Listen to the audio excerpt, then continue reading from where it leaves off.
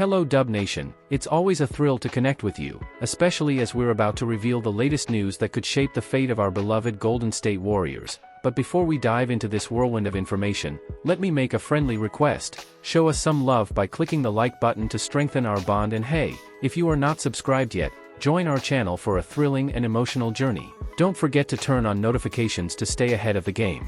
ChatGPT. Brandin Podziemski, the Golden State Warriors rookie guard, has been shining this season, making a significant impact since being selected 19th overall in the 2023 NBA Draft. His impact on wins briefly saw him supplant the future Hall of Famer and franchise legend Klay Thompson for the starting point guard position. While he's now back on the bench to close out the season, Podziemski still boasts the fifth highest average minutes of any Warrior. Despite his impressive season, Brandin Podziemski may not necessarily land a spot on the All-NBA first team for the Warriors guard position. He ranks 5th among all rookies in assists per game, 6th in rebounds, and 10th in scoring. Additionally, his net rating is among the best for any rookie in at least 15 games this season, second only to Chet Holmgren.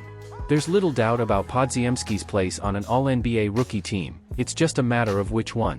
According to Dan Favale of Bleacher Report, a second-team selection is more likely for the Santa Clara product. Leaving him off the first team is tough. His shooting efficiency isn't exactly where I'd like it to be. He's knocking down over 43.3% of his pull-up threes, including an 11 of 20 clip on stepbacks. But his floaters can be all over the place, and he doesn't always deliver the volume needed to maximize the pressure he puts on defenses. The struggles at the free throw line are also odd.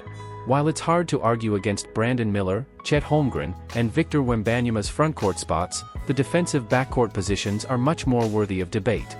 Podziemski believes he's been unfairly overlooked on several occasions this season, and this may be another instance where he feels unjustly treated.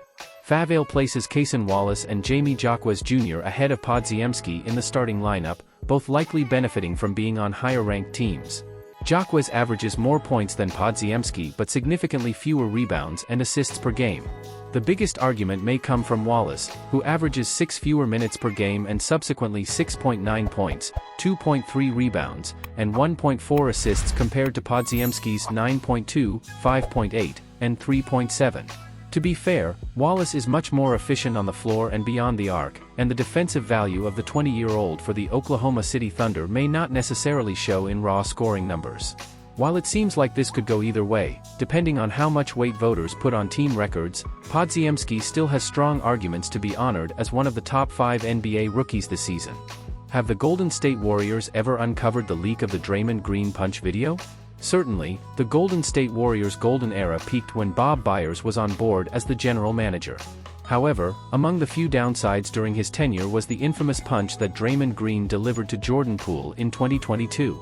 Just before the start of the 2022-23 season, the Warriors were holding a preseason scrimmage involving notable players like Stephen Curry, Jordan Poole, and Green. The latter was seen striking the face of the young guard, resulting in Poole pushing back at the veteran. In response, Green threw a punch to the face, prompting his teammates to intervene swiftly. Following that heated game, the front office decided to fine Green instead of suspending him. But even though things were discussed between him and Poole, the chemistry that permeated the Warriors roster was never quite the same after a video of the incident leaked. From there, Stephen Curry and the Warriors finished that season's regular season with a 6th-place finish in the Western Conference. After dealing with their business against the Sacramento Kings in the first round, the Golden State faced LeBron James and the Los Angeles Lakers in the conference semifinals. At that point, they were knocked out of contention, losing to the Purple and Gold.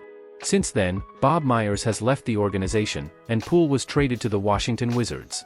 Meanwhile, the Warriors' all-star forward has had several altercations that led to the NBA suspending him for a period this season. Former Golden State Warriors GM Bob Myers reveals they never identified the Draymond Green punch video leaker.